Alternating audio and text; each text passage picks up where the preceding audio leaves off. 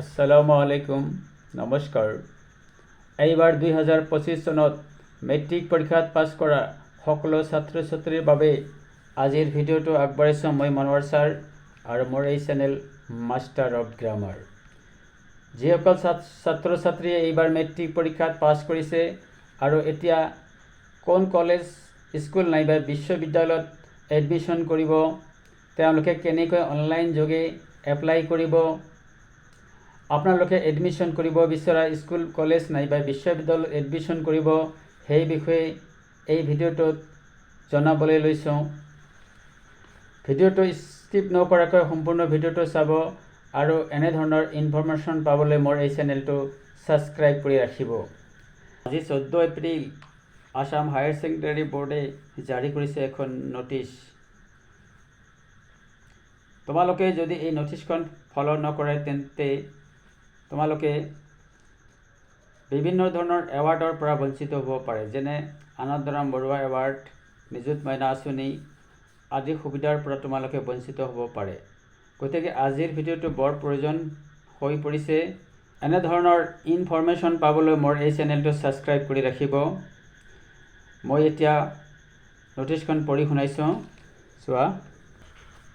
It is hereby notified to all concerned that in order to process to admission of student into class SS first year class for the session 2025-26 in different institutions, universities, degree college, senior secondary school, higher secondary school under ASSEB Division 2, the Darpan admission portal will be made live from 17 April 2025.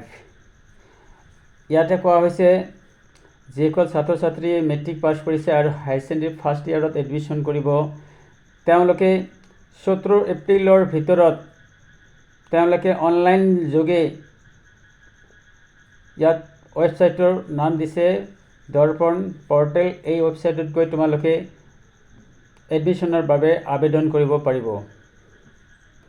The student will be able to submit their application through online for admission into different institutions by visiting www.darpan.assec.com/line.in এইটো এটা website হয়। এই website নাইবা আৰু এটা website দিছে www.assec.assam.gov.in।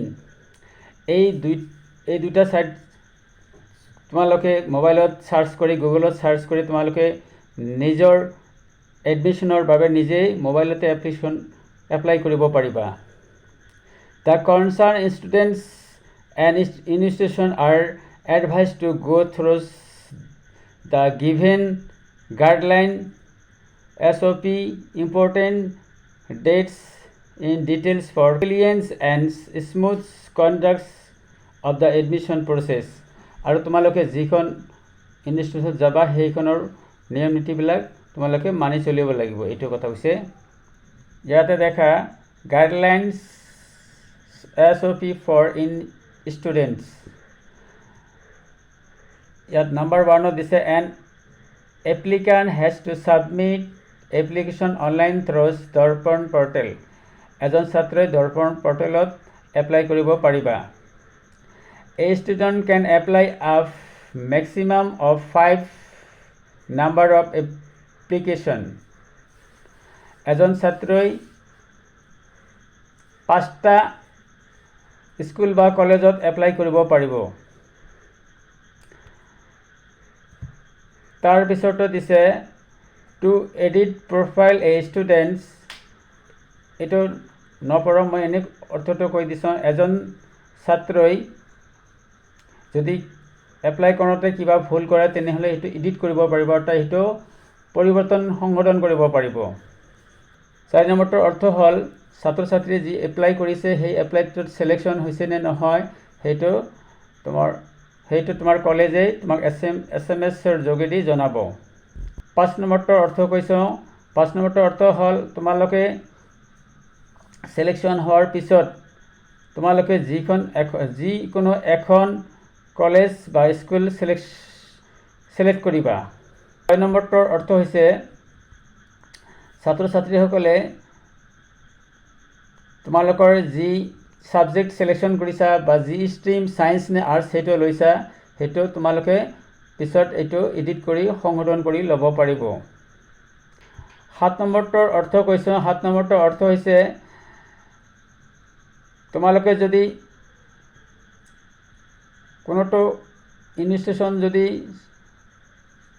Select নকৰা তেনেহলে তোমালোকে অটোমেটিক তোমাক SMS দি তোমাৰ তাৰ পৰা কি কৰি বাতিল কৰি দিব।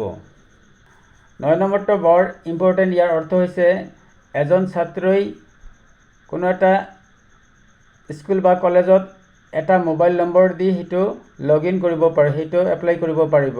আৰু বেলেগ এটা কলেজ বা স্কুলত এডমিশ্যন এপ্লাই কৰিলে সেইটো বেলেগ নম্বৰ দি কৰিব লাগিব। আজিলৈ ইমানেই। ভিডিঅ'টোৰ দ্বাৰা যদি উপকৃত হয় আৰু এনে ধৰণৰ ইনফৰমেশ্যন পাবলৈ মোৰ এই চেনেলটো ছাবস্ক্ৰাইব কৰি ৰাখিব। ধন্যবাদ।